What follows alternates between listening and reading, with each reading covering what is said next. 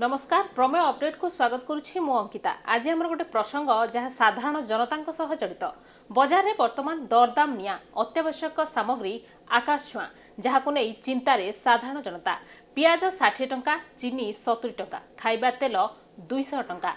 दरदाम वृद्धि खाउटी को चिंतार पकाई बजार में कहीं चढ़क कौन पदक्षेप नहीं सरकार ए तमाम प्रश्नर आलोचना करबा। आमे मो पाखे अच्छा मो सहयोगी कृष्णा तेरे यह पूर्व देखने दरदाम वृद्धि को नहीं जोगाण मंत्री कृष्णचंद्र पात्र कौन कहते भीषण वर्षा हवा कारण पियाज गछ नष्ट होती तो पियाज सप्लाई टी कमी जाइए पियाज दर वृद्धि टी देखा से हिसाब रे चीनी रेट बढ़ी तो आमर सरकार उद्देश्य जे महजुदकारी माने जमती लोक गरीब लोक हैरान करेंगे से आमर रेगुलारली चढ़ऊ चलती अफसर मान को कहुई जोड़ी जोड़ी से मजूदकारी मान रखिंट कि माल जाम करी नजर रखु एवं अनेसरी जिनस आभेलेबल थी रेट बढ़ाटा ये आम करदेबुने आउपर भी नजर आम रखीचु तेणु ये स्वल्प समय परिस्थिति सृष्टि होती या परिस्थिति ठीक है। ये तो थिला जोगाण मंत्री प्रतिक्रिया। राज्यवासी बड़ बोझ होइछि पियाज किलो 60 टंका छुईछि। पियाज काटिले आखिरु पानी बाहर किंतु किनिबा को एबे कांद लागुछि। आगो को आहुरी दर बढ़ी पारे। चीनी भी 70 टंका छुईछि। तेबे हठात एते दरदाम काहेकि बढ़िछि खाउटी उपरे यार प्रभाव कौन रहिबो?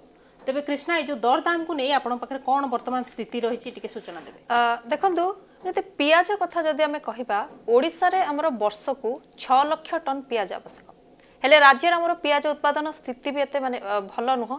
केवल देशी पियाज को छाड़ीदेले बड़ पियाज माने का भा आम राज्य चाष होचे से ओडिशार साहा भरोसा होचे आमर महाराष्ट्र नासिक पियाज वर्ष को 5 लाख टन पियाज सेठारु आसे। यह बाद मध्य प्रदेश इंदौर मध्य पियाज आसे। सेपटे राज्य को प्रतिदिन 3000 टन पियाज आसुथुवा बेले भुवनेश्वर को सेथुरु 200 टन पियाज आसे। हेले पियाज रे खराब समय चली कारण पियाज चाष बड़ पेंठस्थल जोड़ा आमर नासिक सेठी बन्या उपजी से हजार हजार एकर पियाज चाष नष्ट हो जाइछि। तेणु पियाजर अभाव स्थिति उपजी उच्च दर रे पियाज किनिबा को पड़ुथिबारु खुचुरा बजार में यार प्रभाव पड़ी जो ए सप्ताह किलो पिछा दर 20 टंका बढ़ी फल किलो 60 टंका रही। तथापि किपरि दर नियंत्रण रे रहिबो से दिगरे आलोचना चली।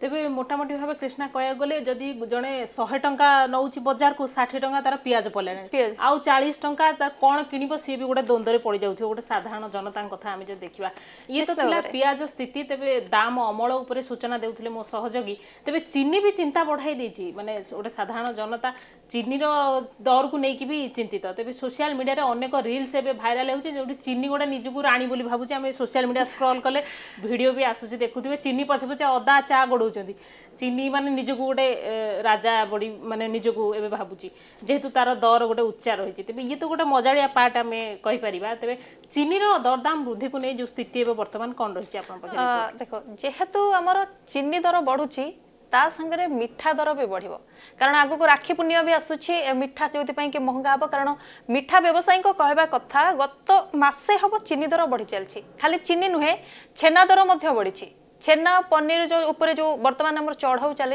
अपमिश्रित छेना पनीर को लेकिन जहा द्वारा कि हमर बाजार को जो जति परिमाण रे हमर छेना आसुथिला बा सेथरे टिके गोटे ब्रेक अपमिश्रित निश्चित भाव में सेटा हमर कम हो जाइछि जा फल रे कि मिठा दुकान रे हमर छेनार अभाव देखिया को मिलछि। एपटे चीनी बढ़ुछि एपटे दुकान रे छेनार भी अभाव रही जार प्रभाव आमर मिठा उत्पादन उपरे पड़ी। एभली स्थिति रे छेना जातीय मिठा जहाँ भी सब अच्छी तार दर निहाती भाव में बढ़िबो किंतु केते टंका बढ़िबो से नहीं मिठा व्यवसायी गोटे बैठक बसिबो परे निष्पत्ति नियाजिबो बोली मिठा व्यवसायी संघ सूचना दैछन्ती। जदि आमे मिठार रेट देखिबा वर्तमान बाजार रे छेना पोड़ार किलो 350 टंका, छेना गजार 250 टंका, छेना झिल्ली 15 टंका माने छेना झिली 15 को 250 टंका आउ रसगोला किलो 250 टंका आउ गोटा होची 7 रु 10 टंका रही हेले जो भली चिन्नी छेना दर बढ़ी से मिठा तैयारी कले क्षति सोचंदी बोली बेपारी माने कहछंती। तेरे जेंति कृष्णा आपण कहउछन चिन्नी दर भी आगु को बढ़ियार आशंका रही प्याज भी बढ़ियार आशंका चिन्नी तो एबे बढ़ी के ऑलरेडी अछि 70 टंका 70 टंका माने 100 भी छुई दे पारे काना जहा स्थिति बाजार रही जदि चिन्नी बढ़ुची ताले मिठा भी आपण जेंति सूचना दउथिले कि मिठा दर भी बढ़िबो जहा गोटे खाउटिंग पय गोटे बड़ चिंताजनक विषय। धन्यवाद कृष्णा ए तमाम सूचना पय। तबे ये स्थिति रे केबे सुधार आसीबो साधारण जनता पय दरदाम चिंता केबे कमिबो ताहा गोटे बड़ प्रश्न। बड़ बड़िया कथा छाड़ी दिंतु साधारण मध्यवित्त परिवार पय भी दरदाम असुविधार पकाई चीनी पियाज तेल सबू उच्चा दर दरदाम वृद्धि को नहीं आपणकर कौन मत जणाइबे। प्रमेय अपडेट को एठी रखुछु। नमस्कार।